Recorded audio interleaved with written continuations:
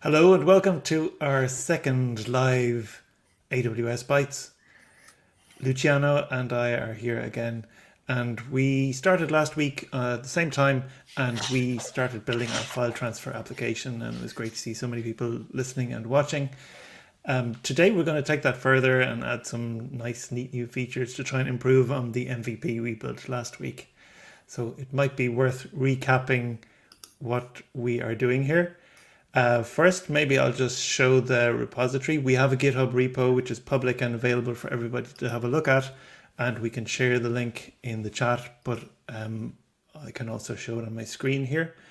So the repo is under the AWS Bytes organization. It's called weshare.click. And if you go to the repo, you can see an overview of what we're trying to build. And as we said last week, what we're trying to build is something like WeTransfer or Dropbox. What is it called, Luciano? Dropbox Transfer. Transfer, yeah, exactly. We're trying to build a similar file sharing application. So there's a way to, we're looking for a way to be able to share applications with yourself, with your friends, for work, for pleasure, without having to use Google Drive or Dropbox. And we're trying to keep it as simple as possible, but this is something we've already been able to use ourselves for sharing files. And as we improve it and add more and more features, I think it'll be a really useful way for everybody to share files, but also have complete control over the infrastructure and the stack, because you can take this example application and deploy it in your own AWS account, and all the data will be on your S3 bucket. So, Luciano, are you able to flip over to my screen share there just so we can walk through the repo? So this is the repo here on weshare.click. Luciano's also shared it in the chat, and it describes what we're trying to do here. Last week we started with the MVP, and we built a HTTP endpoint that would allow us to do file sharing. So it was possible to post to a API gateway endpoint, and that gave us an upload URL and a download URL. The interface was functional, but not necessarily elegant. So we're going to try and improve that over the coming episodes. And we're going to focus particularly today on the domain and using a nice domain, simplifying some of the URLs and starting to make this a little bit more useful for you. Okay, so at this point, we might have a look at the architecture. We have updated this architecture diagram. We shared a simpler version of this last week that covered everything we did in the first episode. This one has a few new pieces, and we've highlighted those here for you in yellow. So we're going to pretty much retain most of what we built last week with some modifications.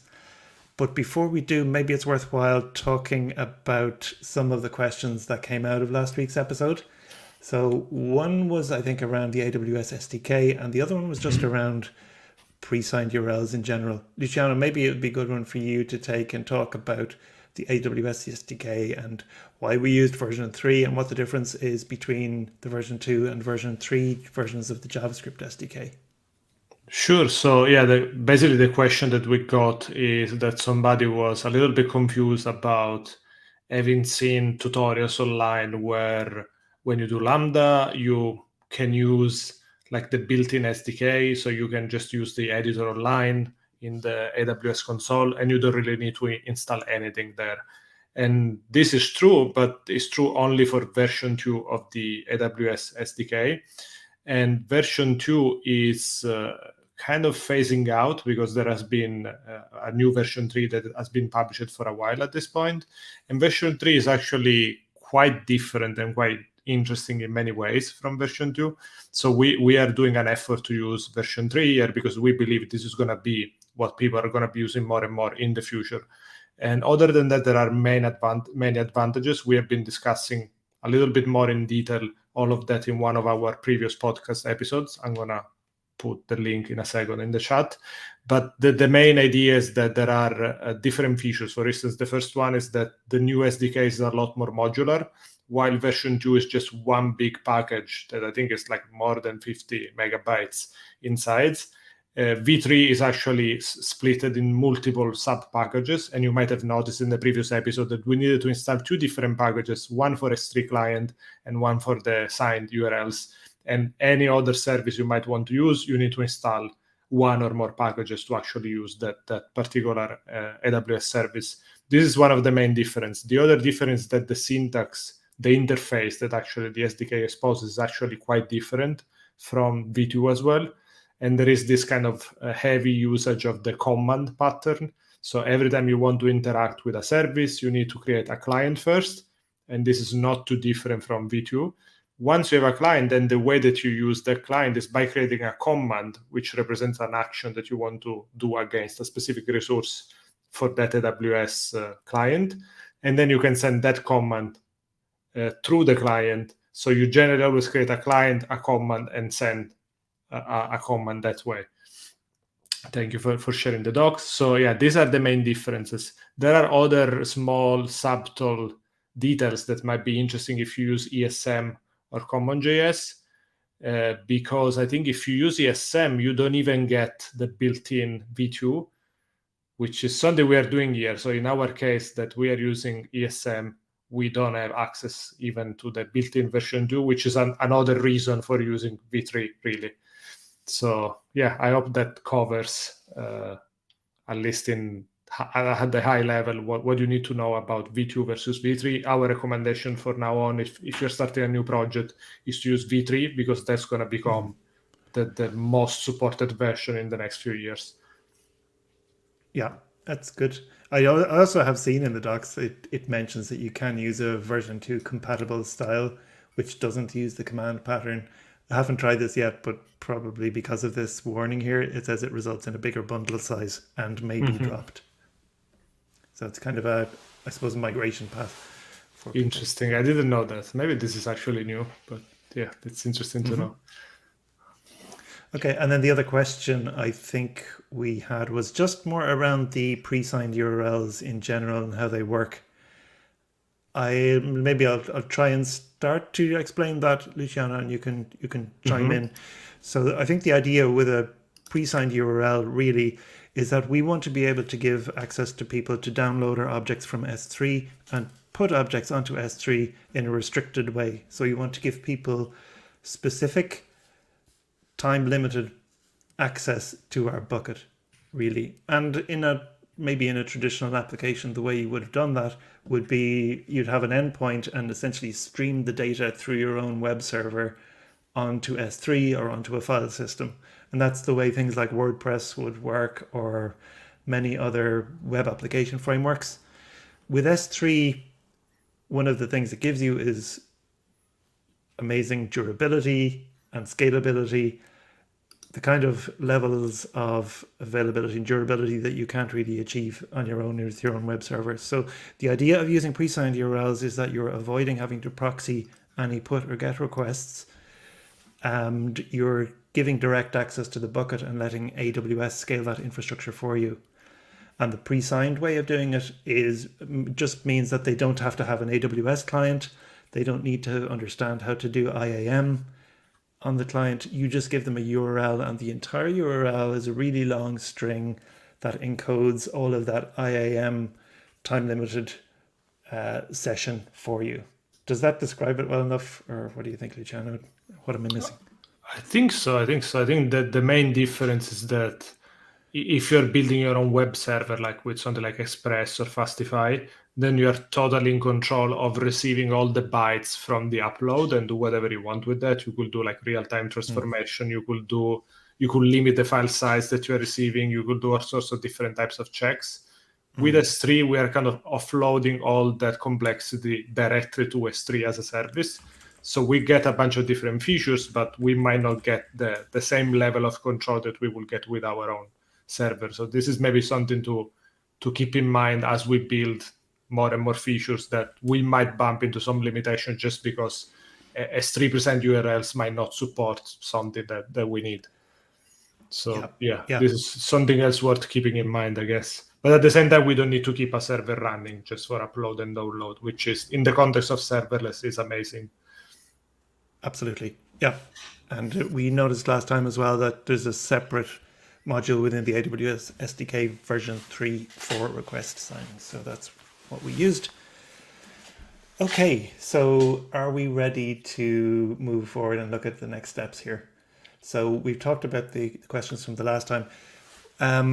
This time we've had to do a little bit of preparation because there's some steps in putting in place domains and all of the pieces we need to support DNS that take time. You know, DNS propagation, for example, setting up the domain and the name servers.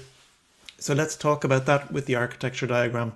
We've got some pieces already deployed just as preparation for this episode because we don't want to be sitting here waiting for 40 minutes while DNS records get propagated. So we're using a couple of new services here, and the main one that we probably want to talk about first is Route 53. So what is Route 53? Luciano, do you want to give an overview? Sure. So basically, Route 53, the simplest way you can think about that is the service in AWS that allows you to manage domain names and DNS records. And yeah, we're probably going to see a little bit more in detail as we keep going through the code and through the configuration, what are all the different moving parts. But at the simplest level, it's just a service to handle DNS. That's pretty much it. Yeah. And it's my favorite service for handling DNS, I think, because it's easy to control programmatically and it works pretty well. It's one of the simpler AWS services to use. And it's got a couple of nice features as well for developers when you need to point your DNS records at services within AWS. But we're going to focus on, I think, fairly straightforward use cases for Route 53 today, primarily creating records, which is the record for a website or an API. And we'll talk about how that works with Route 53. The other new service we'll be using is the certificate manager. Sorry, Owen. They are asking the chat if you could zoom a little bit more on the diagram. Oh, yeah, absolutely. It's not letting me zoom much better than that, but let me see if I can do it better in the code because this is in the README.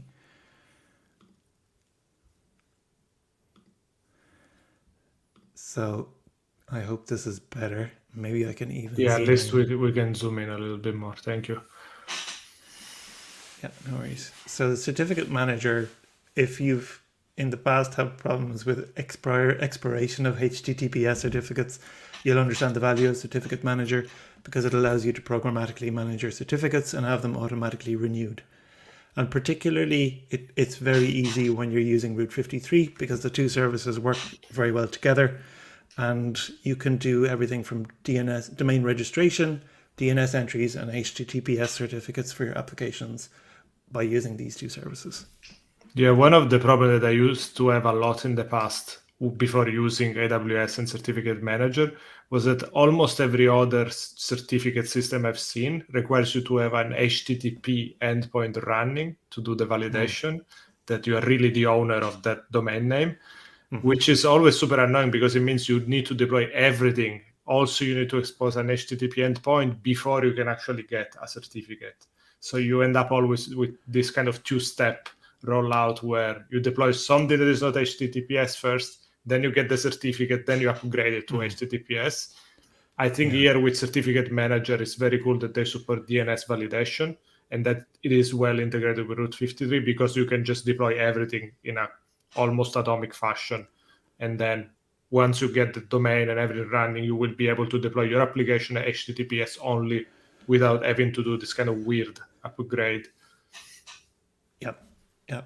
Yeah, it's become a lot more seamless. I remember when Let's Encrypt came out, it was like a step forward in how you used to do certificate generation because you didn't have to go through all this form filling.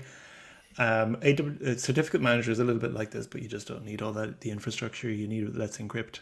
And auto renewal is good as well. So your certificates just don't expire; they get renewed.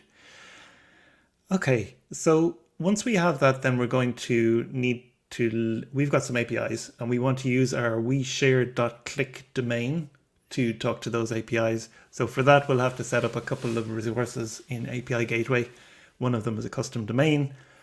Once we have that set up, then we can start mapping paths that get passed through from user requests into specific APIs. So specific API endpoints within API Gateway.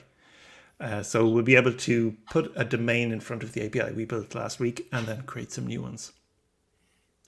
So instead, if you remember last week, we had a very long post URL in order to be able to create these shares. Now we should be able to do it with this simple weshare.click/shares URL. So let's see if I can zoom back out a little bit here. Maybe we can talk a little bit about the download change. So the upload URL will stay the same. It's still going to be a pre-signed URL. That's because you need to upload directly to S3. There isn't really a neat way of putting a short URL in front of that. The upload URL needs to have the AWS version 4 signature in it and your headers. So it's just going to be long and ugly still.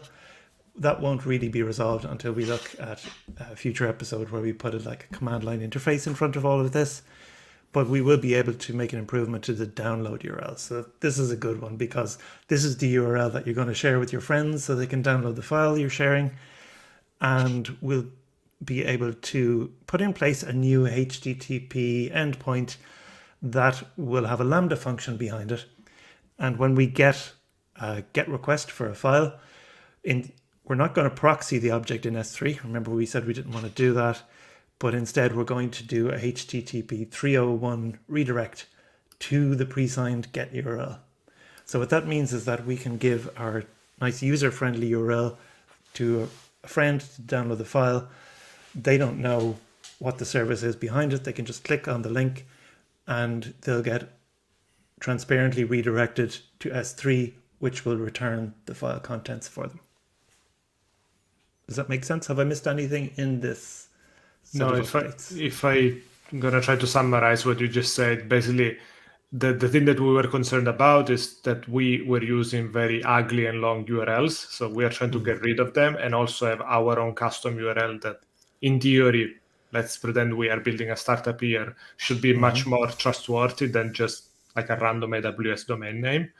So we are getting branded URLs, but also we are getting shorter URLs for downloads. So these are the changes that we want to kind of put in place today, given the fact that now we have a domain name that we can map to our own application. Yep. And if you want to deploy this whole stack and have your own private file sharing service, you can register your own vanity domain as well. Might make it, and it's a lot easier to remember. You might ask, why did we choose the domain name weshare.click? The TLD we chose, .click, happens to be one of the least expensive ones you can register.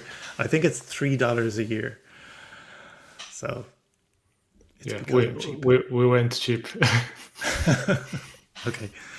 So maybe that's a good point to switch over to the AWS console here. And we can look at the Route 53 console.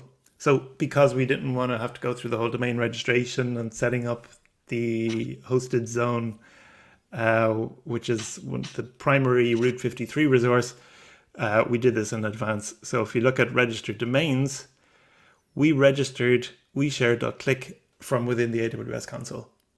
So you can see it in there. When you do that, it will register the domain for you. You have to provide all of your details. The process is very quick. But when you do it, it will create something called a hosted zone for you automatically. So let's look at hosted zones and talk about what they are. When you have any domain registrar, they'll normally provide you with a service that will manage your DNS.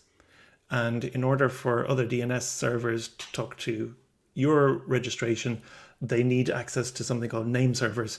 So name servers are essentially the DNS name servers that are the authoritative sources for all of your records in DNS. And within Route 53, these name servers fall under the hosted zone service. So let's have a look at the one that was created by the Route 53 registrar for us. So if we look at this one, by default, it will create a name server record, so of type NS. These records are called record sets within Route 53. And this will have, typically it will have 4 values. So for high availability, it will give you 4 values. So that's the Route 53 hosted zone. By the way, my understanding of this particular record set is that basically whenever a browser needs to resolve a domain name, what they will do is that they will check which DNS server knows exactly like how to resolve that Yes. particular domain name or subdomains, right, of that domain. Yeah. So yeah, you basically you could use that. Here we are in AWS, so generally you keep everything in Route 53, but you could be using something like that, for instance, if you register your own domain with, I don't know, GoDaddy or any other domain service. You could just keep the domain wherever you purchased it. You don't need to migrate it to AWS.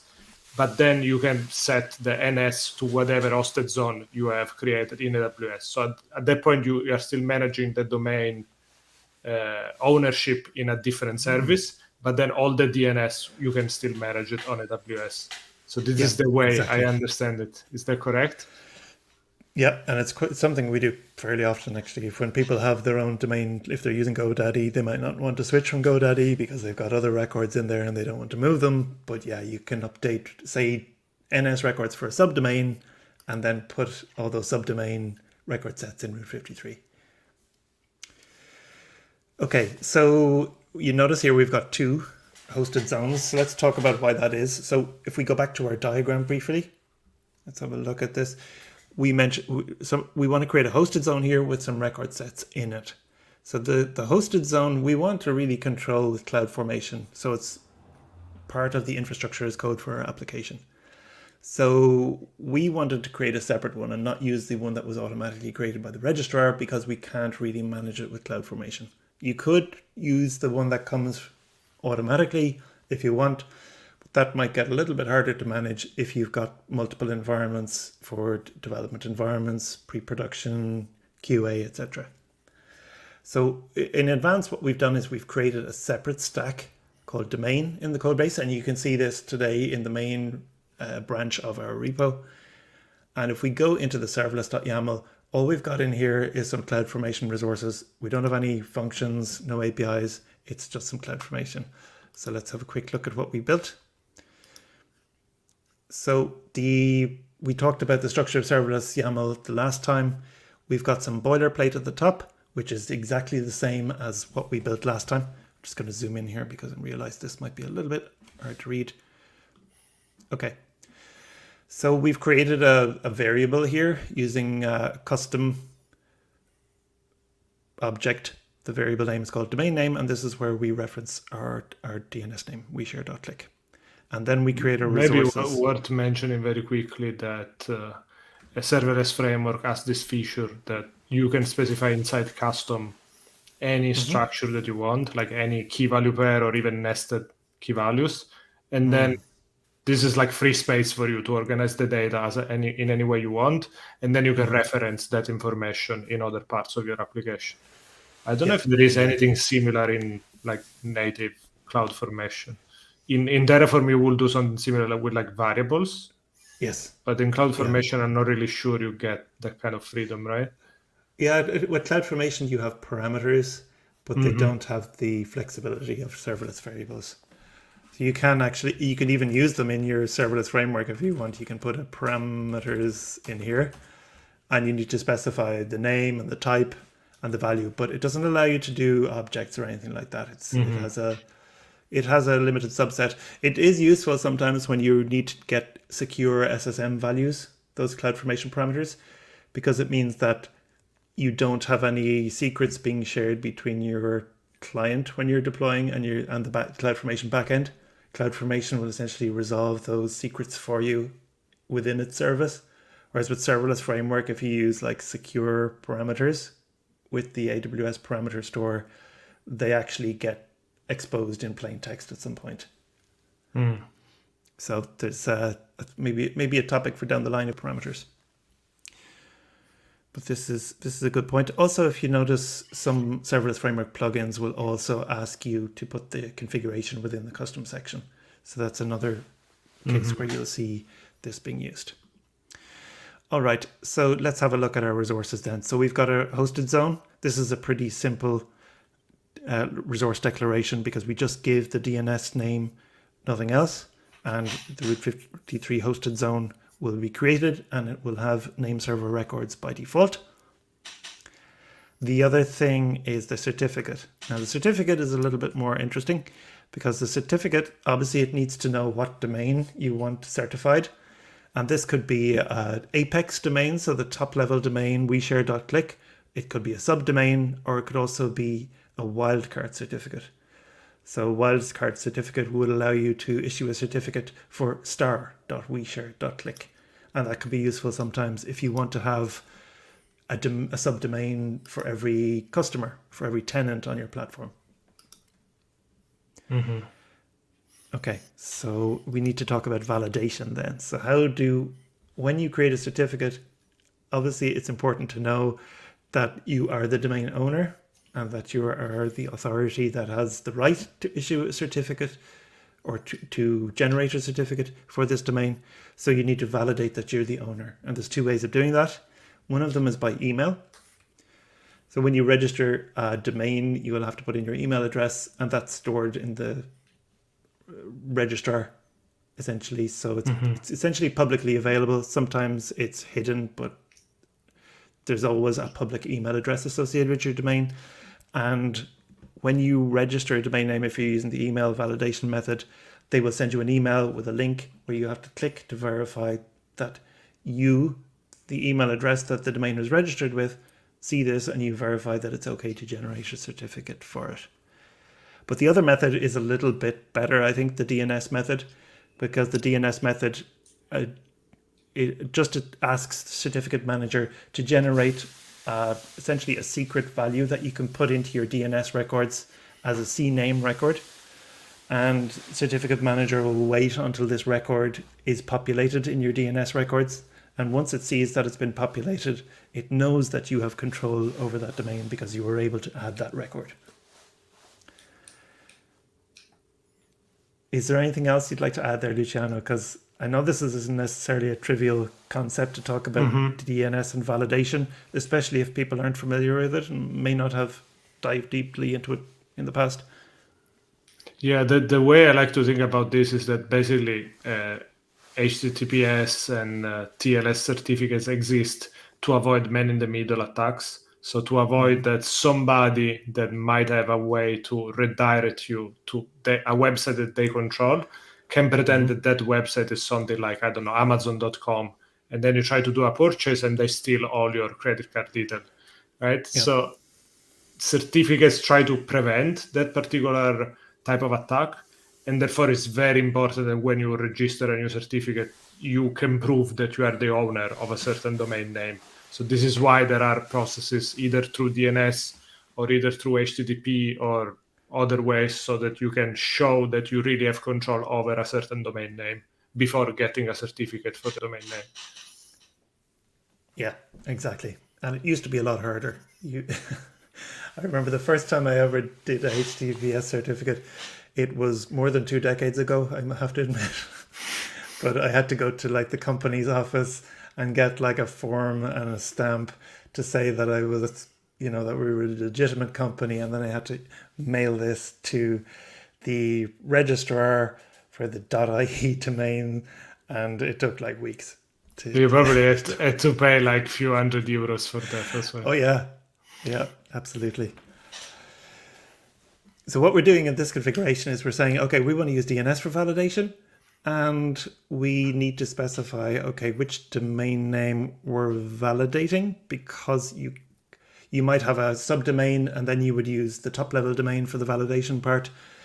The interesting thing here is that we're specifying the hosted zone ID. So why do we need to specify the hosted zone at this point? Well, this is because Certificate Manager has this nice feature of generating the CNAME record for you. But if your hosted zone is in the same account, and if you can specify that hosted zone, it will put the CNAME record to do the validation in there for you automatically. So this saves just some manual steps that you would normally have to do with copying and pasting CNAME records manually. So maybe I can just show that because we deployed this already. So if I go into CloudFormation stack and if I look at the domain stack, and if I scroll down to the point where we created this, it actually emitted a message in the CloudFormation events saying what the content of the DNS record was. So this was the CNAME value, but it actually automatically added it into hosted zone for me, so I didn't have to do that. Yeah, basically, just to recap on that validation idea, what happens is that AWS generates like a random string, and then it tells you, if you really control this domain name, please create a DNS record that has the same random string. And at that point, that they understand, okay, you really own the domain, and the certificate gets validated. Yeah, exactly. If we look in our hosted zone then, so we can see the two hosted zones. This was the one that was originally created by Route 53. We don't want to use that one. We're just going to discard it. But the other one is the one created by our infrastructure as code. And here's the CNAME entry that was populated for us.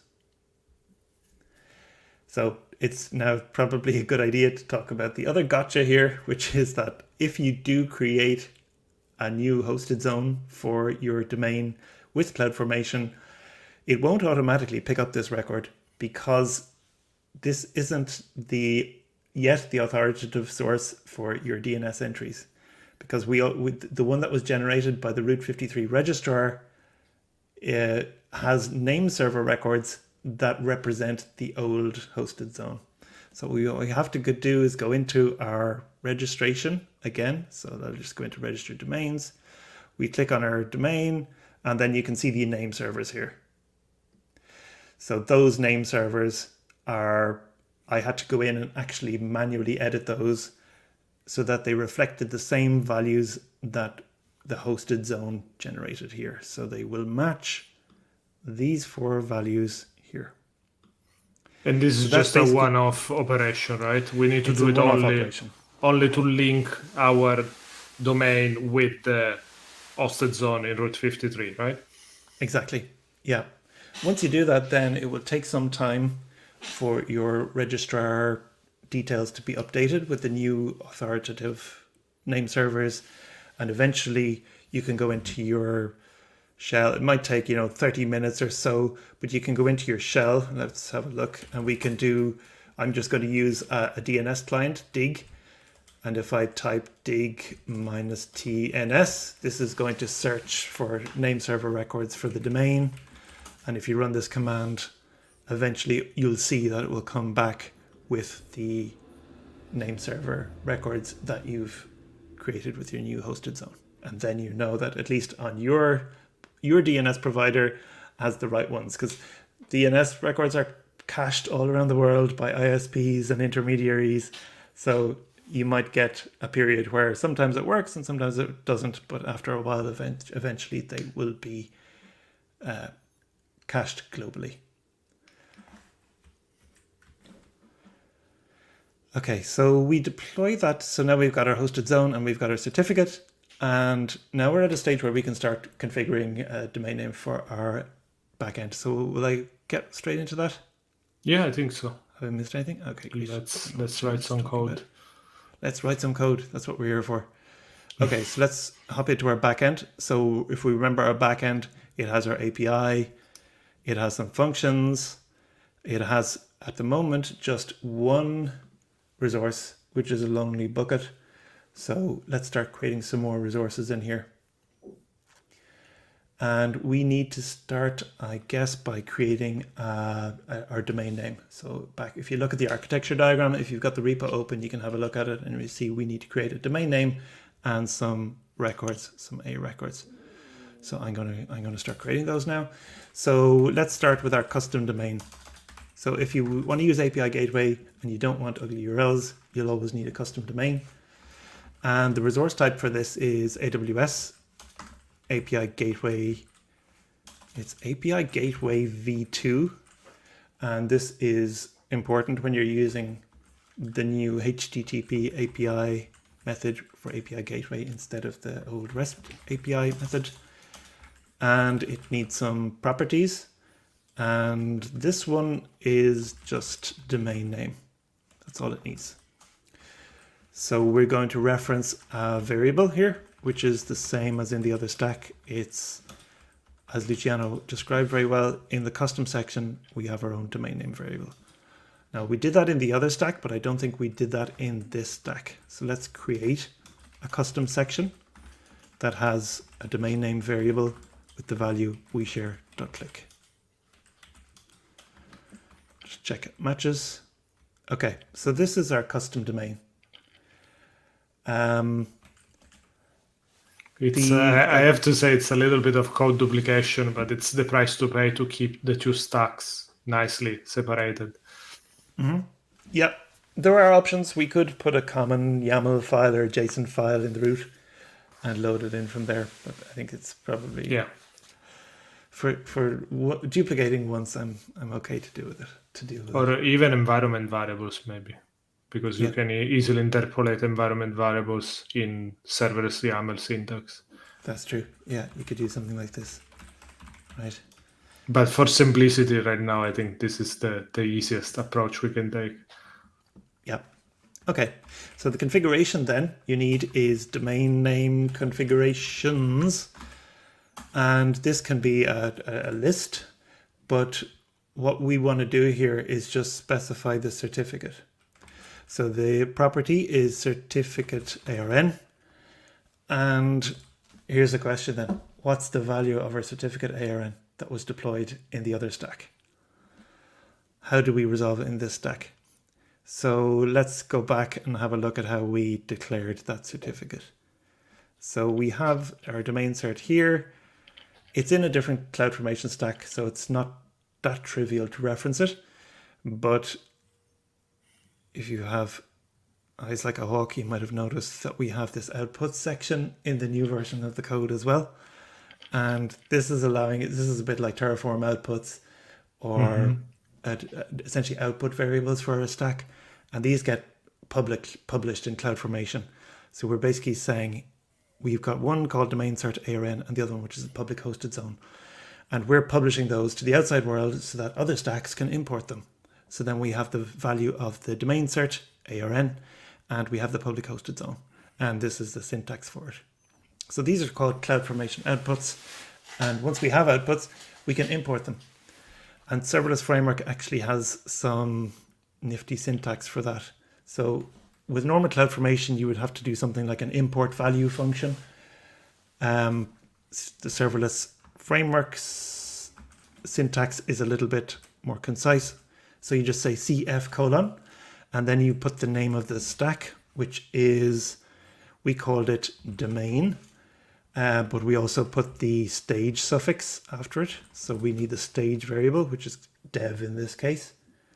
And the stage is just a Serverless Framework's alias for the environment. Are you in development or production? So we have CS domain, CF : the name of the stack, which is domain dev, and then you have a dot, and then the name of the variable, which is domain cert ARN. So this will import the certificate ARN from the other stack and allow us to deploy this stack. It will be interesting to see that SLS print later before we deploy, just to see how that line gets expanded into proper CloudFormation. Yeah, that's a good call. Yeah, let's do that. I think that's our domain. That's our custom domain done. So that's happy days. And then the next thing we want is to create some entries and DNS entries for the A record so that people can look up the web server that's going to serve our API. So that's called, let's call this domain record set. And this is going to be type AWS root 53 record set group. So this is a group of record sets. And this is going to be a little bit more verbose, but we just need to put in the hosted zone ID. And this is using a very similar syntax because we also exported the hosted zone in the domain stack. We just need to give it a different name. So it's hosted zone. Actually, no, it's not. It's public hosted zone. Let's just check that in the backend stack. Sorry, in the domain stack. Yeah, public hosted zone. Okay, so that's our hosted zone. So that's where we're going to create this record set. Record sets themselves look like this. So we have multiple record sets. We're actually going to create two, one for IP version 4 and one for IP version 6. And I don't know how many people are out there using IP version 6, but it seems to be growing in popularity, especially on AWS. So it seems like a good idea to add it. So the record set needs a name. So that's, with all DNS records, you have a name and a value and a type. So it's the domain. The name could be weshare.click. The type would be a record, and the value would be an IP address or a set of IP addresses. So for the domain, we're going to put self.custom domain. I think that's pretty good. And then we'll have the type, which is an A record. Whenever you need to do an API or a website, it's always an A record. And then you need to specify the target. And Route 53 doesn't restrict you to using IP addresses. Like I said, it's got a few neat ways of integrating with other AWS services. So that you can do it with an alias. And an alias will map to an AWS service. So we're going to make it an alias for the custom domain. So this is basically going to link our DNS into this custom domain object we created. And the syntax for that is we have custom domain, and it outputs a property called regional domain name. And we can use the CloudFormation function get attribute to pull that out. So it's going to be outputted by this resource and use as a value in the record set resource. We also need to specify the hosted zone for the target. This is not the same as your hosted zone. This is the hosted zone of the API gateway custom domain itself. So that's something that's hidden to you, but you can retrieve it again using this get attribute function syntax. So it's get at custom domain dot hosted zone ID. No, it's actually regional hosted zone ID. Now there are other properties depending on what kind of a domain you have. You can also have edge APIs which use a global hosted zone in CloudFront because they use CloudFront's network to distribute it. We're using a regional API here, so that's why it says regional hosted zone. It means that it basically means that it's only the API is only hosted in the region in which you're deploying it. And I think that's our record set that we need. The only thing we have left to do is to duplicate this for IP version 6. And it's exactly the same, but the type is an AAA record. So now we have a custom domain and the records. And the last thing we need to do is our path mapping. So in our diagram, you also saw we had a path mapping. So let's create that now too. So let's call this custom domain path mapping. That's just the logical resource ID. Doesn't really matter what name we give it. And this is another API gateway version 2 resource. And the type is called API mapping. So in this case, we need to map this is basically mapping our custom domain to the API we created last week. And when you create your API, Serverless Framework is generating all sorts of resources for you under the hood. We saw that last week as well. So we need to hook into the resource that Serverless Framework has generated for us. And Serverless Framework makes that pretty easy because it gives it a nice and simple name. So every time you generate a stack that's got a HTTP API event in it, it'll create a resource called HTTP API. And this is what you need to reference in your API mapping. When we generate our CloudFormation's complete code in JSON, you can see all of this. So that's the API. Then the next thing we need is the key in the path, and that's called API mapping key. And we're going to say this is called share. So that's basically slash custom domain name slash whatever value right there, right? Slash share, exactly, yeah. So this is our API. We're linking it to the custom domain. So we need to put in the domain name, and we can reference the custom domain for that. I think that's the same as weshare.click actually. And the last thing you need for API Gateway is the stage, because API Gateway has this kind of unusual feature where it supports multiple environments inherently. So it's got its own concept of stages. Serverless Framework maps those to the stage that you're deploying. So it creates a stage variable for your dev environment and, sorry, a stage resource called HTTP API stage. So that's the last property for our custom domain path mapping.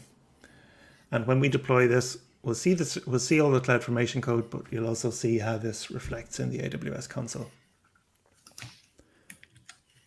All right, I think we're at a position where we can try and deploy.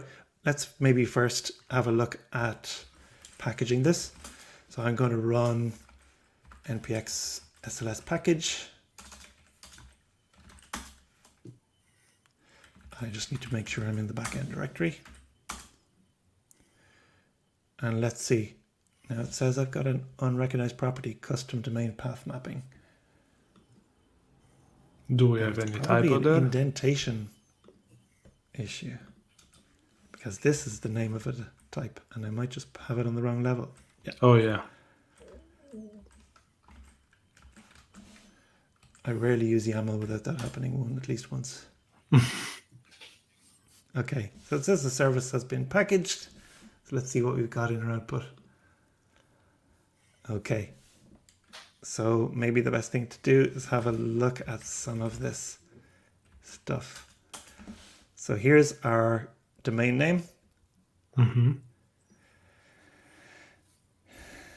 It's interesting. We talked about import value, CloudFormation function, and how Serverless Framework has its own syntax for that. I didn't realize this, but Serverless Framework has actually gone off and imported that value as a literal instead of using import value. So it's hard-coded in our final CloudFormation template. It's hard-coded in our deployment, yeah. It's resolved at, I guess, build time, right? Rather than deployment time. Yeah. I think the reason this Serverless Framework does this is because it also allows you to import stack outputs from other regions, which can be useful sometimes, whereas CloudFormation doesn't allow you to do that. And then we can see our record sets. So the hosted zone ID is there. We could see our domain, and we can see our AAA record. Then we can see the API mapping, which we created, linking the HTTP API to the custom domain and the stage. So maybe let's have a look at what that HTTP API is. And there we can see this is actually completely generated by Serverless Framework, as is the stage.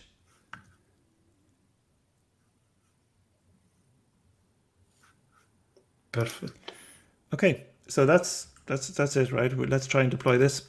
I don't see any reason why we have to wait.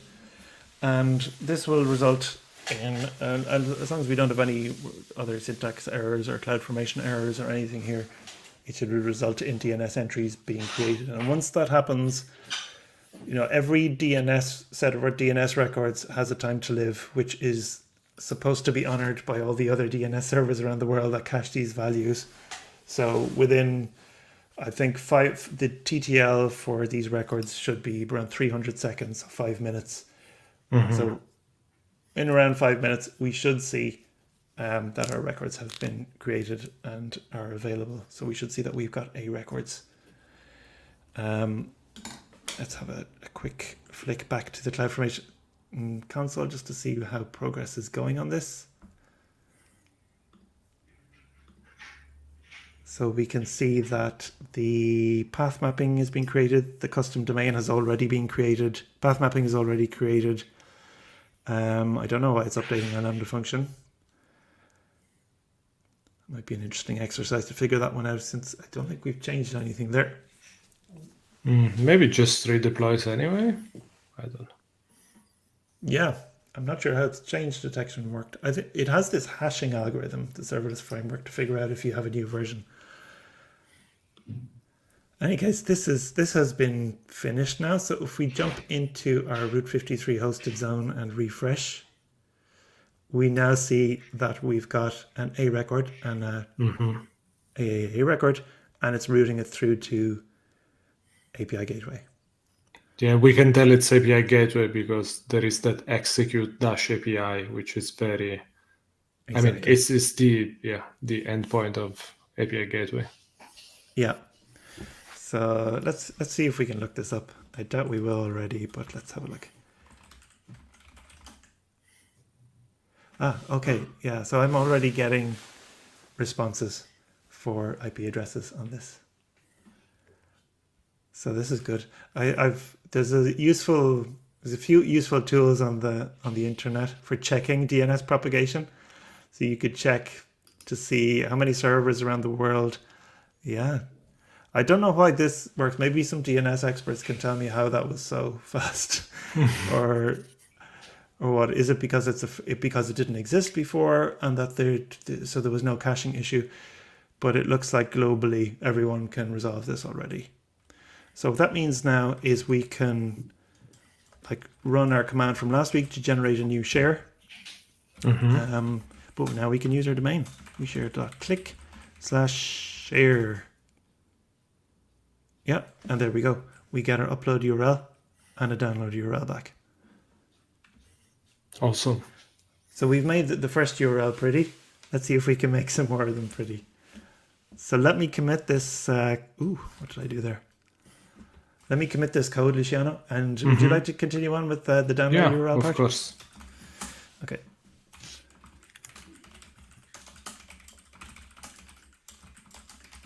So I'm going to commit that right now. As you commit, I'm going to get ready to pull.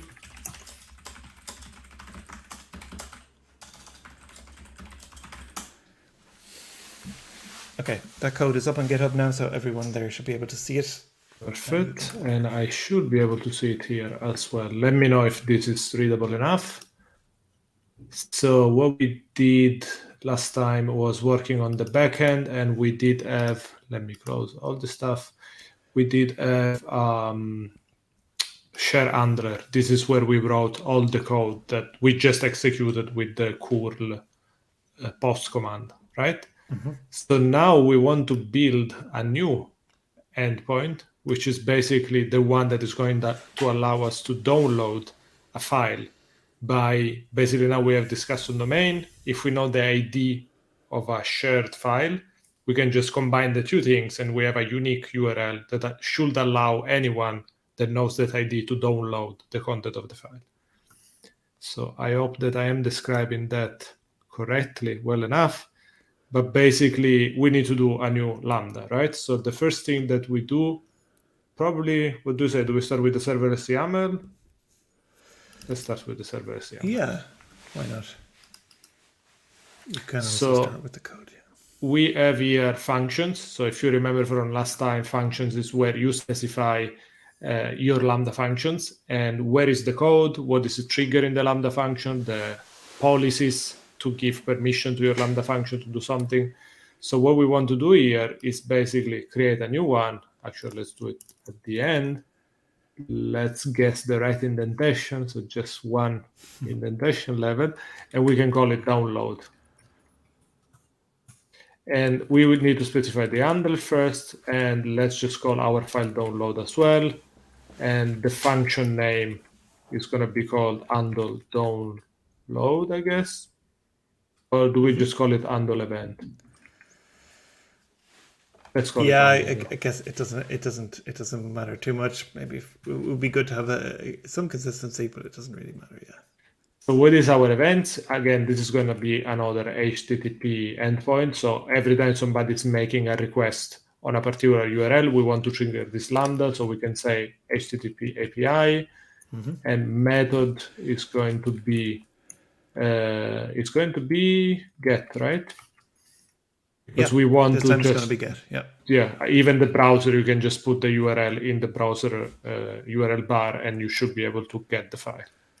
And then what is going to be the path?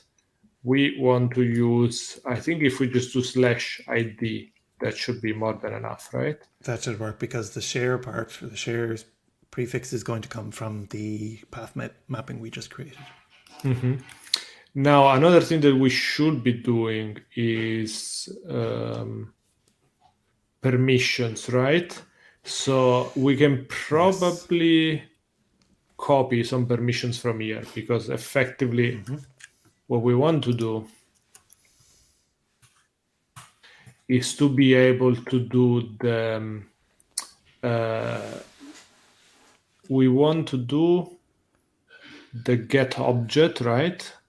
Yeah, I think so. So if I got it I'm right, gonna copy this and change it a little bit. Sorry, go ahead. Sounds good. Yeah, no, I'm just thinking through the process again. So the idea, I think, with this neat one is that it's going to generate a pre-signed URL for the get, and then return that pre-signed URL with a 301 redirect. So in order to generate a pre-signed URL, you need the permission, right? You need the get object. Yeah. And I suppose that means that we can also remove the permission from here, right? Yeah, exactly. Yes, exactly. Yeah, because the uploader doesn't need to be able to download it. And we will also change the upload code, right, a little bit, because let's do that first. Because in the upload code, we don't need to generate the download URL anymore, right? Correct. Yeah, that's true. Or, I mean, we want to offer a download, but that is going to be with our custom domain name. Exactly. Yeah. So, yeah, maybe let's do another thing. Maybe we should expose that custom domain name in our Lambda code as well. So our Lambda should be aware of whatever is our custom domain. So one way that we can do that is by using a base URL. As that can be like an environment variable, right? So we can put it here, base URL, for instance, and that can be something like HTTPS, and we can reference our variable that we called here custom domain name. So custom dot domain name. So at this point, we know what's the base URL, and this is going to be an environment variable that is going to be available in our share handler. So here we can also get base URL. I'm not monitoring the chat, so let me know if there is any question. Okay, so I don't see any question for now. Feel free to ask any question meanwhile. So bucket name and base URL, what we want to do here is basically we can refactor a few things. So we don't need the get object command anymore. We don't need to create the download URL because it's something that we are going to be able to infer. We could just say that the download URL is basically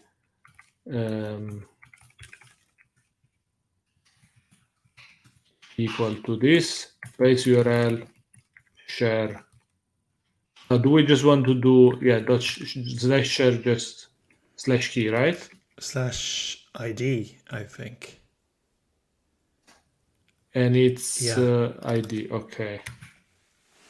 Yes, it's our full that random makes it URL. shorter for the user. It could be anything, but yeah. Yeah, just to clarify the difference, key is the name of the file in S3, while this is going to be the URL, basically. Yeah, Copilot guessed wrong there.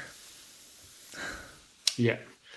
Download URL, so that's what we have. Now retrieval URL, we don't need to do the get signed anymore because this is something that we are going to do in the new endpoint that we still have to write. Yeah. And now here we can do download URL. Nice. Okay, so let's now, I think we don't need to change anything else here, right? Makes sense to you? Looks good to me. Perfect. Cool. So the next step is we said in our Serverless YAML that we will be providing a new Lambda, and the code needs to live in download handle download. So let's do that file, download.js. And because I'm lazy, I'm just going to copy the signature from here. So basically what we want to do is this. And probably we need to copy a few more things, but for now, let's just start with this one. And we call it handle download, I think. Yeah. I'm now quite annoyed by the inconsistency, so I'm just going to fix it in the serverless YAML. Yeah, no worries. Okay, so it's always called handle event, and we're going to be using different files for different lambdas. So what can we do in this download endpoint? Basically, what we want to do is a few things. We want to extract the ID from the URL. It's going to be a path parameter called ID. Then what do we want to do? We want to create a pre-signed URL for the file in the bucket with the given ID. And then we want to return, very close, Copilot. We want to return a redirect, HTTP redirect response.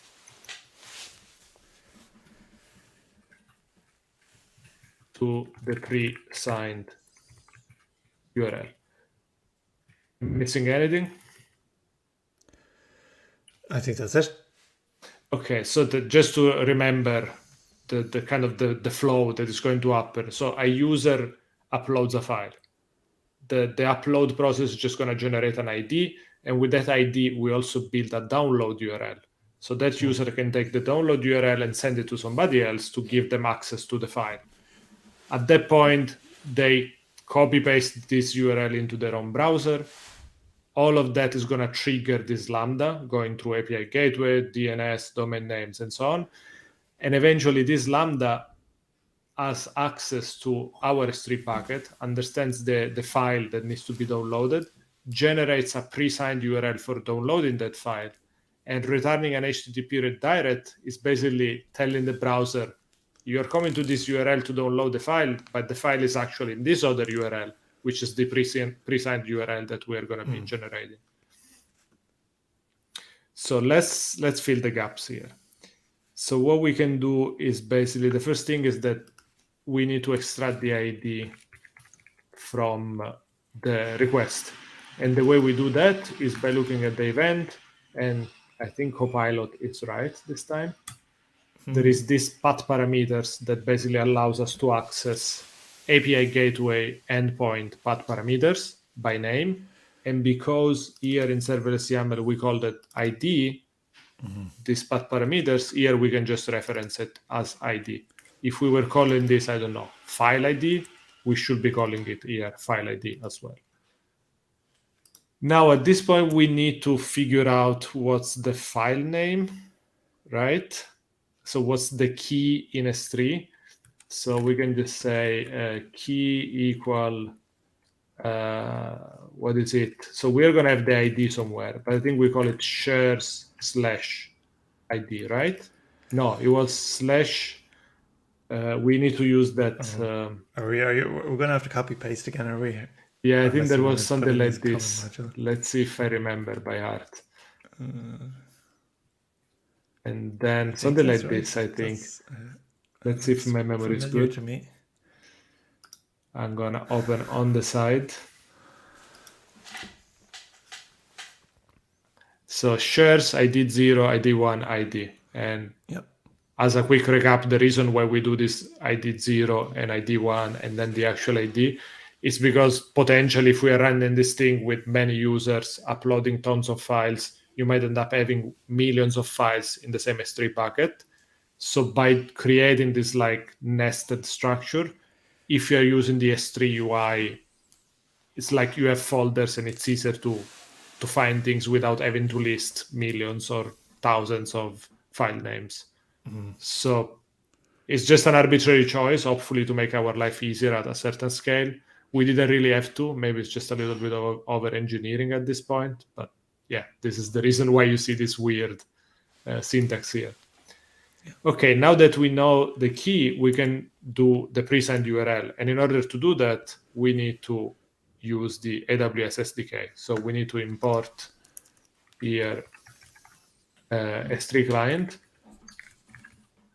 and the get object command from AWS client S3. And also we want to import get signed URL from, yeah, all of that should be correct. Thank you, Copilot. So now we also want to create a client, and generally we do that outside. So actually we need the bucket name. So bucket name is going to be an environment variable. We don't need the base URL because we only need that in the other API. So expiry default, I think we can use that. We do need some value for expiry, yeah. So I guess we could have a different value for the download and upload URL expiries. 24 hours seems okay right now. Yeah, honestly, it might be a bit too long, given that we regenerate that in real time. Like, I think technically, even if we put 1 minute, it's probably fine, right? Yeah, let's do it. Okay, and then we need to create the client. So const s3 client is equal to new s3 client. So here's the question then. If you have a really large file that takes more than a minute to download, does it matter that your credential is used for the request to expired? It's a good question. My guess is that it's only when you start downloading, then you should keep your connection alive, but it's something worth testing. It's a HTTP request signature, isn't it? So you imagine once the response starts coming in, it doesn't matter anymore. Okay, maybe we can test it. Yeah, okay. So at this point, we should be able to create a get command. I like how Copilot knows exactly what we want to do. Yeah, we're going to be finished early today because of Copilot, so I think. Bucket name, yeah, that's correct. And key, that's also correct. And it's also guessing the right casing, which I can never guess. Okay. So this is the get command. Now we can use this get command to generate the signed URL. So let's just call it download URL. Yes, thank you, Copilot. Await is also awaiting correctly. Yes, S3 client and get command. And then we need to specify the expiry. Yes, that's all correct. Wow. Cool. And at this point, we have the URL to do the redirect. And the redirect, it just looks like a response where we have status code 301, yes. And headers, we need to say location download URL. Really cool. This episode was brought to you by GitHub Copilot. I don't like the quotes here, though. Oh, yeah. Nasty. ESLint wouldn't like it either, I think. Okay, that's it. I think there is only one edge case that we can cover if we really want to be picky. Like, what if there is no ID, right? Because, yeah, that's a possibility. So the other thing is, what if the file does not exist? I'm not really sure where. It will probably fail in this step, right?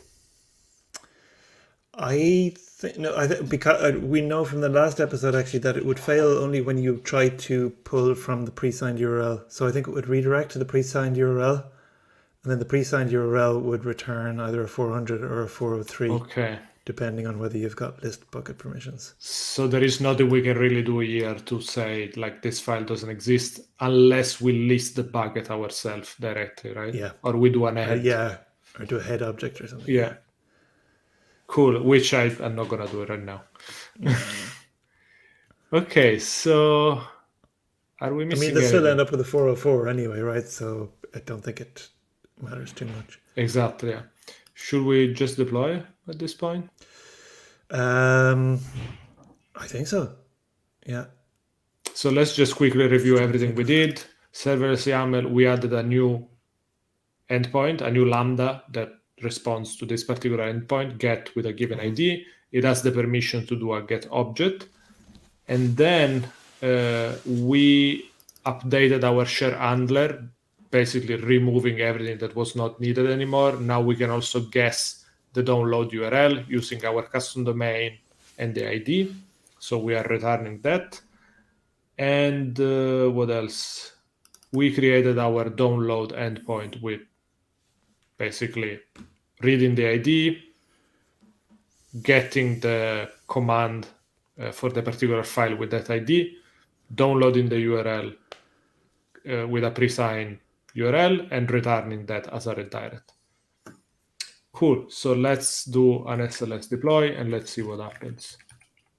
Actually, let me make sure I am in the right environment.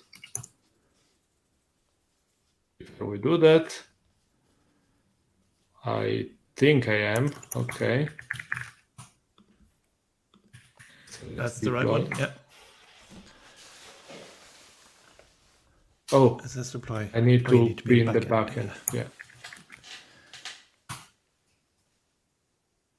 Ah. And I need to do an npm install. Yes.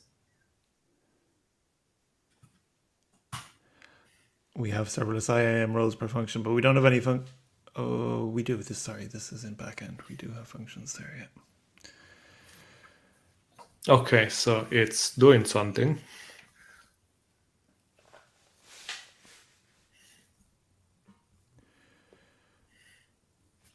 Meanwhile, Will is making a good observation. Oh, sorry, wrong one. You don't need to check if the ID doesn't exist. API Gateway won't call the Lambda if it doesn't. That's a good point. So maybe we could have done a validation like that it looks like a UUID if we really wanted to be picky. That's a really good point. However, all inputs should be validated, and we could have used MIDI validator. In future episode, we are going to introduce MIDI. I don't know if we will have time today, but yeah, we want to show how to do validation, tracing, logging in a more structured way. I think that's great. Yeah, maybe we could do a whole MIDI episode where we sprinkle lots of MIDI middlewares into this and really show off the power, and maybe some Lambda power tools as well. Yeah. Yeah, something we wanted to originally do today. I think we mentioned it last time, but all the DNS and the custom domain stuff, it was a lot more heavier than we anticipated. Yeah, you have to get it right. I think that's it. It's something I've experienced in the past when like deploying a new kind of SaaS applications with a front end and an API back end, custom domains, especially when you have like development environment and a production environment with different domains, you need to like set aside some decent time to get that right.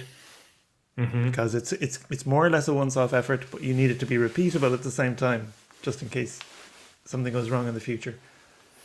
Okay, so everything was deployed now. So if we want to test this, what we can do is X post of HTTPS, we share.click, and then share, right?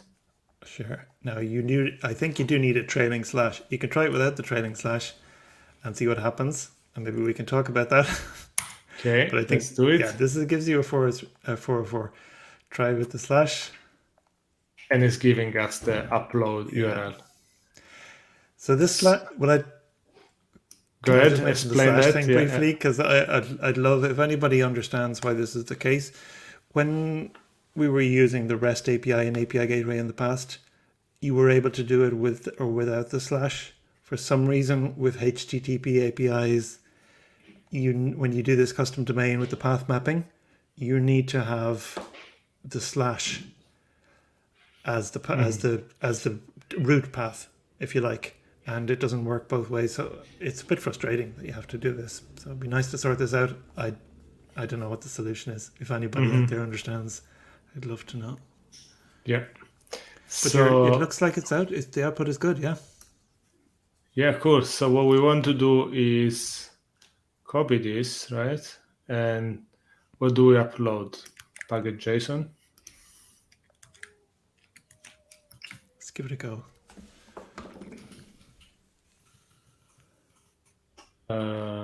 package.json. Oh, wait, I need to put quotes because fish shell doesn't like some stuff in here. Mm-hmm. Yeah, you've got ampersands and the like. Cool. Okay. So That's something happened. Why didn't give us any response? Well, it's just the put doesn't give you any response, so I think no news is good Oh news yes, in this because case. in this case, yeah, we know that the download URL, where is it? Was here. Yeah. So now we can go in the browser, copy paste this, and see what happens. It's downloading something that if we are able to open with Visual Studio Code, we can see that it contains the same content as our package Nice. JSON. So that shows that it's working. Do you think it's a good idea just to do that again in the browser with the DevTools open, the network tab, Yes. so we can see the redirect?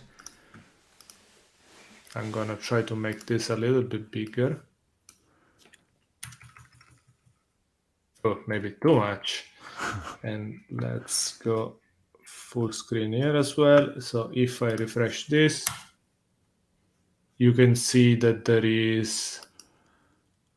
The first one is the 301, so it's just headers, right? Okay. It's cached, right? Mm-hmm. And this one is actually, downloading using the signed URL that we generated from our Lambda. Excellent.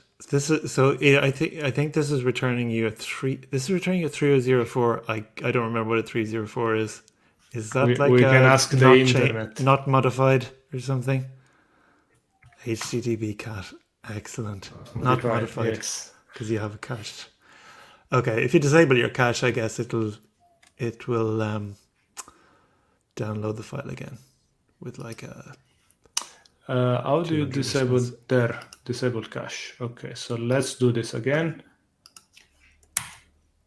Yeah, now it's at 200 and it's excellent. And your response is downloaded. your JSON. Cool. Do we get the preview? No, because it's downloading response, the file. I think the response tab. No. Oh. I think because it's downloading the file, so it's not keeping it in I see, the... because it's downloaded. Okay. Okay, that's great. That works. Okay, so now the annoying thing is that we are downloading a file that doesn't retain the extension, doesn't retain the file name. So I suppose the question that we have right now is, can we fix that? Yes, we can. There is a way to fix that, yes. That's why we are making all this big spiel. But basically, the trick is to use this header called Content-Disposition, which is a header that browsers support. And it's basically a way to say, whenever you receive a response that contains this content disposition, basically it tells the browser how to handle that particular response. Generally, you are dealing with files, and it's telling the browser how should you handle this particular response as a file. And you can provide different types of values, but the one that we want to use today is something like this, where you're basically saying this response as an attachment file, and the name for that file is whatever we specify here. So we could be doing a few changes in our code to, by the way, presigned URLs can have custom headers. So we could embed that in our presigned URL when we generate the upload URL. And then that header will be retained whenever the file is downloaded. So yeah, so we can basically do that through, we could change the upload endpoint and then the download will get the correct header. The only issue is that, of course, when we do the upload, right now we are not providing any file name. So we also need to have a way to tell our API endpoint, we want to upload something with this particular file name. So we'll need to do these changes. Okay, let's see if we manage to do all these changes today live. Right, so what we want to do is to change the share handler first. So let's see how we can do that.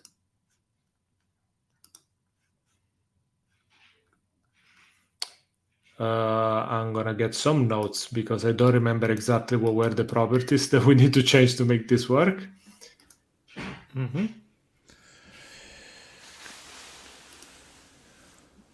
Okay, but the first thing is that we need to have a file name somewhere, right? And where do we get it from? Yeah, probably the easiest way is to keep that optional. And so probably a query string is the easiest thing we could possibly do. So what we could do is to say, maybe here, we could say, I don't know, something like const file name equal event query string parameter file name. Of course, there is an important thing to mention here, that it's one of those things that always bites you when you start to use Lambda with HTTP endpoints, is that if there is no query string, this object is not guaranteed to exist in your event. So the safest way to do this is something like this.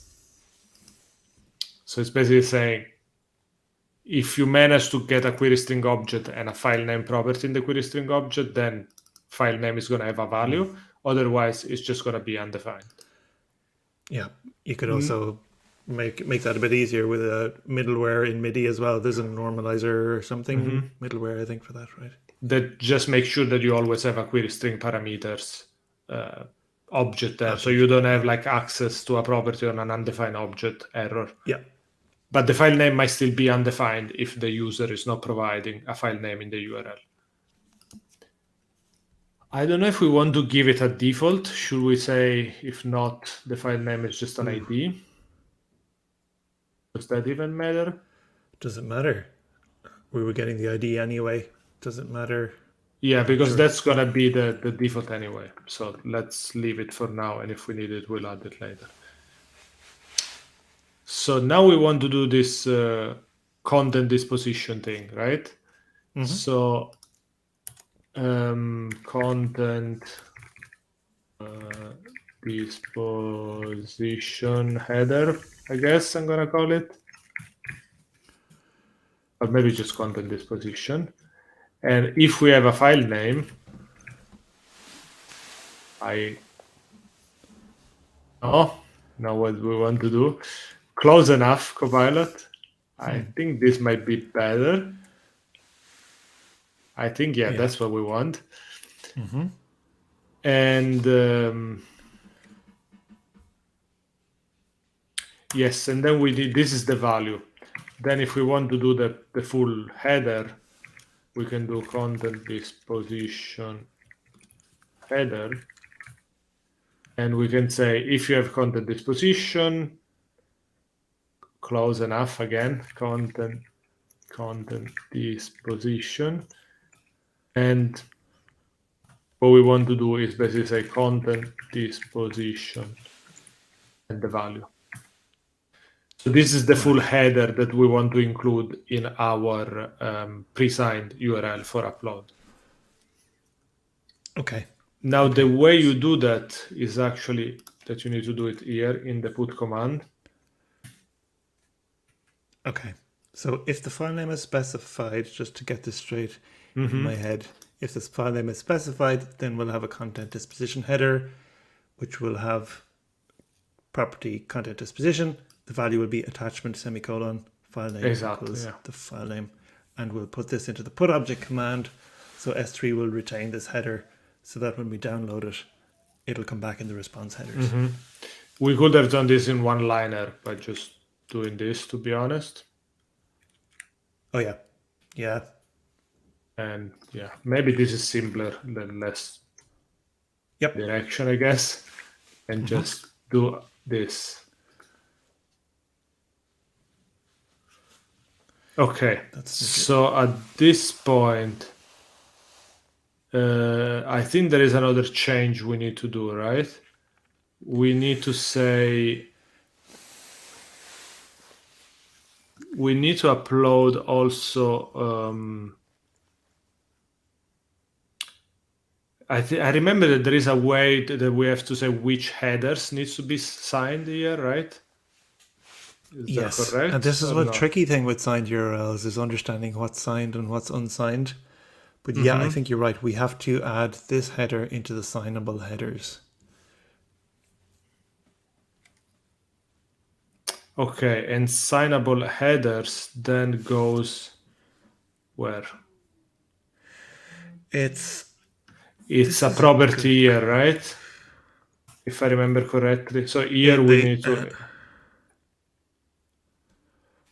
Yes, exactly. And this is a set of strings that are the signable headers. Okay, so let's create that. Const signable headers equal new set. And what do we want to add there? We basically want to say if content disposition, basically signable headers add content disposition though. Like I think it needs to be the entire header, not just the name, right? This is yes, yeah, exactly. It's the full header. Yeah.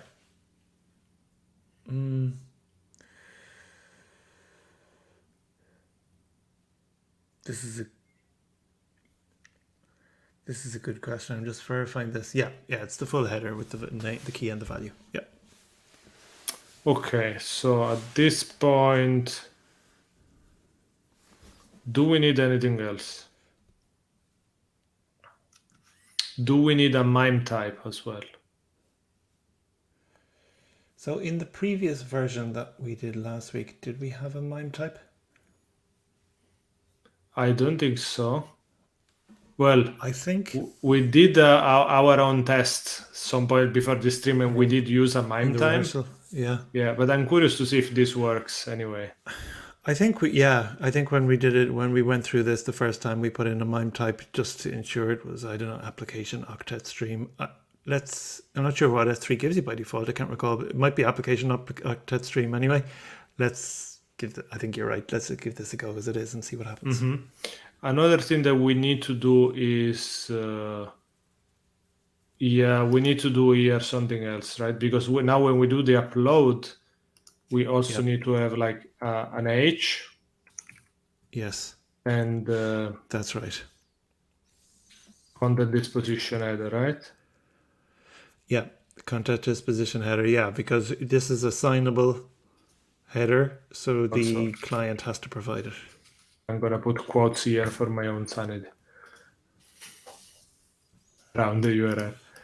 And this is only if we specified the file name though. So maybe we should do something like this.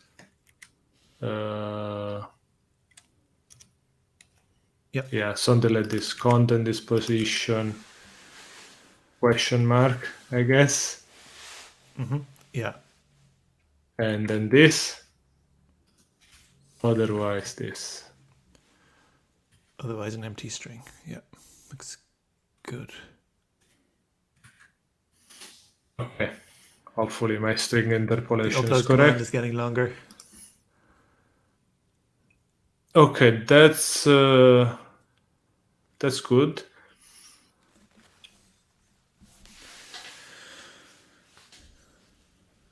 Cool. So should we just deploy at this point? I don't think there is any other change. Yep.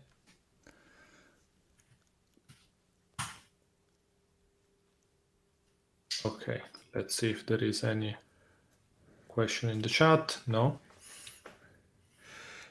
So this is, I think, this is the last piece we need to do, I think, for this episode, right? We could add a few more things, but we don't want to go on too long for people. It's a lot of content to get through, and there's probably a lot we have to cover with the DNS topic.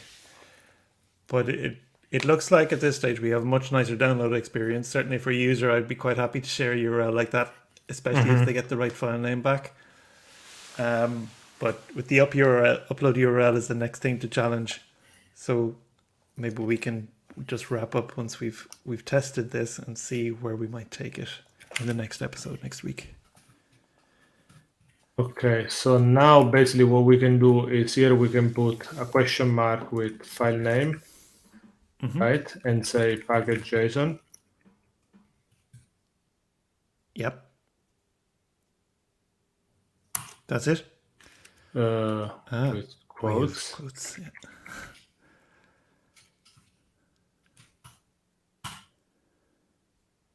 Perfect. And now the download is this one, so it doesn't change anything, but the upload is slightly longer. And you can see that there is a Content-Disposition attachment file name package.json that has been added here for us. So we can copy all of this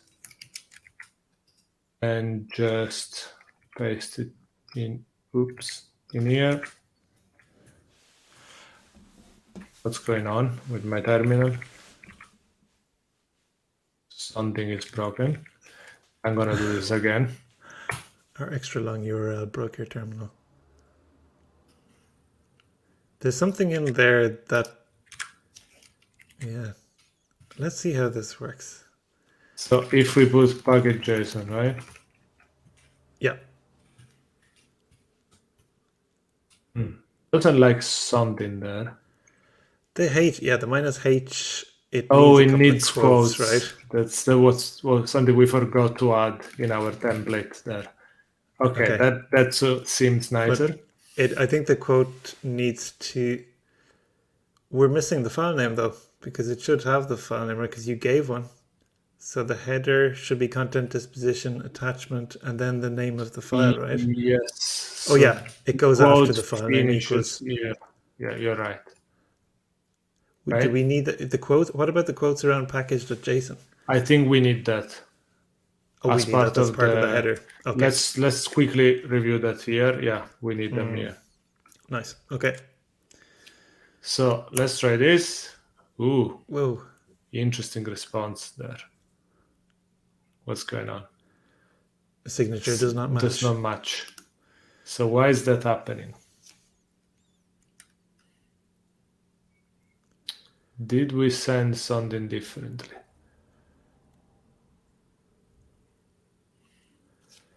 I see that in the AWS's signed headers header, it's got content disposition in there. Where do you see that?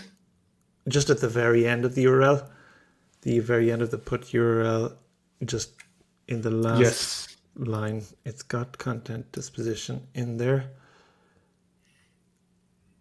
Okay, we can try to add the MIME type as well. Yeah, maybe it is. I know we had that in our initial version, so let's do it, at least to rule it out. And as we do that, we can also fix the thing. So here we want to add quotes basically from here to here, right? Yeah. Cool. So how do we add the MIME type? So we can just say const MIME type. I think it's application octet stream. Yes, thank you, Copilot. And what we want to do is we need to add that in a few places, right? We'll need to add it in signable headers, I think. Yeah. So the easiest way to do that is to do it in here and to say content type MIME type. Yeah. And I think that's the only place where we need to specify the MIME type, right? Yeah. So I am assuming that then the browser and curl will handle that automatically for us. Yeah, that sounds good. You know, there's I was just going to say there's a small optimization you could make if you like in the instructions on line 44, where we have this placeholder for the file name. We could actually put the file name in there after the -t. Oh yeah, and if users they want to rename the file, they can change it manually, but this will be easier to copy paste. Yeah. Right. So file name, or I guess file name. Yeah. So let's make this uppercase so it's easier to notice that you need to replace it. Good idea. Okay. Cool. So let's do another SLS deploy.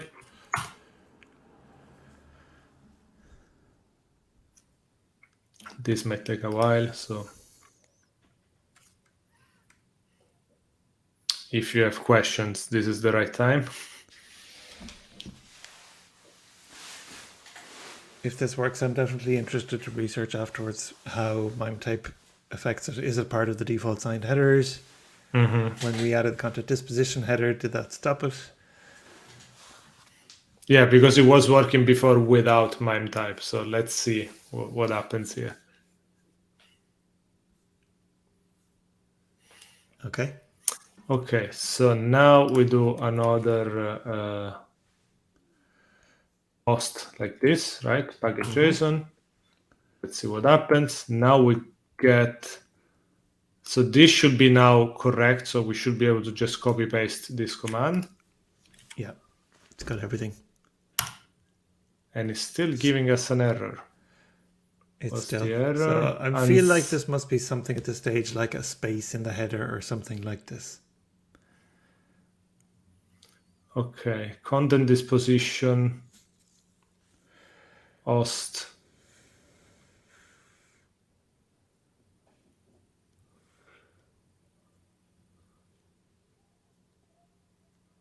Check your key and sign in method. Okay. So yeah, this is where it gets into the debugging landscape. And AWS doesn't really tell you a lot about what's the difference there, because they just run the signature algorithms and they see that the final hash doesn't match. So this is going to be a bit tricky to debug. Let's review. It is. Let's quickly review everything and let's see maybe if there is a typo somewhere. It's got to be something as simple as a typo.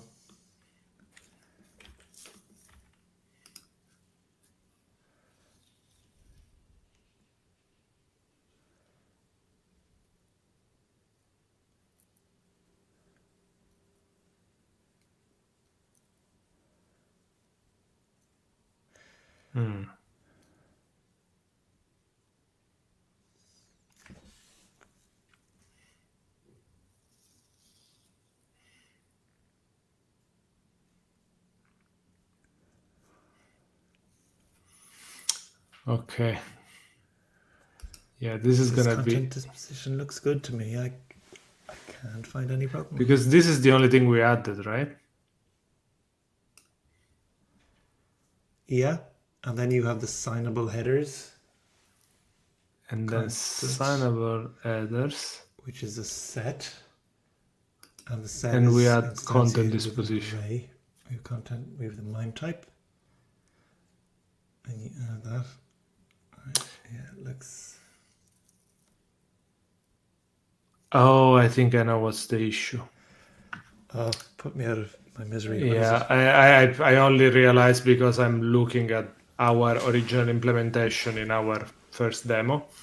So the reason why we did here two separate things, we did content disposition and content disposition header, is because we'll need to use them both in different places. I'm gonna restore that. So content disposition, this one is going to be only the value.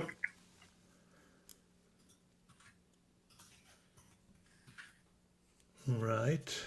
And this one is something like this. Okay, so now that's the same so far.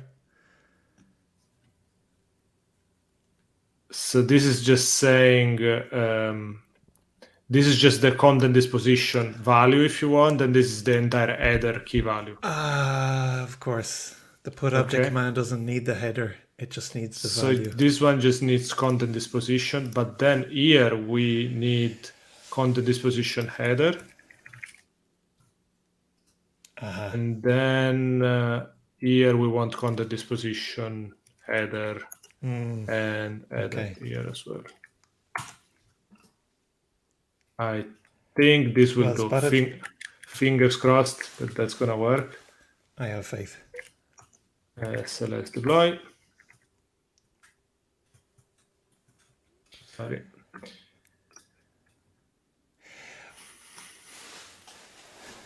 If you get into a debug loop with this, you might also use serverless invoke local if you don't want to deploy every time as well, because this, especially for issues that are very opaque like this, the whole nature of these signed headers is that AWS doesn't want to tell you what's wrong, because you might be trying to breach, you know, the signature protocol or something. Also I think behind the scenes is just a big string concatenation of all the different parameters, and then they just calculate the hash, and then they compare two hashes at the end. So it would be very hard to tell you exactly what created the mismatch, I think, even if AWS wanted to. Exactly, yeah. This is true. Okay, so let's just do another post. Now we copy all of this, fingers crossed. And it did not complain, so I'm going to assume it worked. So now if we copy all of this and go back to the browser here and we clean up everything. Ooh, it did download a package JSON. Nice. So this looks as we want. It's called package JSON and it contains all the content.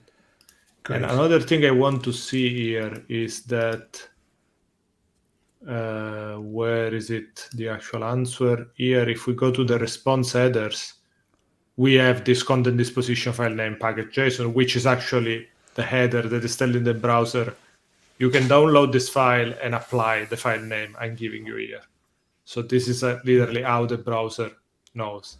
Now, I didn't think we needed that MIME type thing, but I don't know. I don't think we did. That was a red herring. Yep. Cool. Anyway, should we wrap up it here for today? Yeah, let's commit, push, and wrap up. Okay, I'll let you do the closing while I do the commit and push in the background. Yeah, I think that was good. I mean, I think this is actually turning into something that's genuinely usable. There's a couple of things that I would like to have. So the ability to upload without using these horrendous pre-signed URLs. I think the only way to do that and still access S3 directly is to develop a little command line application or a front end application. So I think that's one of the things we can look at next. The other thing is that this upload URL is completely open. We're going to destroy this stack right now so that people don't, wallet attack us by uploading gigabytes of data onto S3. We need to implement some authorization as well, so that people maybe within an organization, or if you want to use this personally, you can tie it to your Google account or another set of credentials. So those are the things we can look at in the next couple of episodes. So thanks everybody for watching and listening, and all the great comments and questions. Keep them coming. I know a lot of people are watching these and listening to them after the fact and not live. So love to hear your comments on Twitter as well and on YouTube. So until the next time, take care. Bye everyone.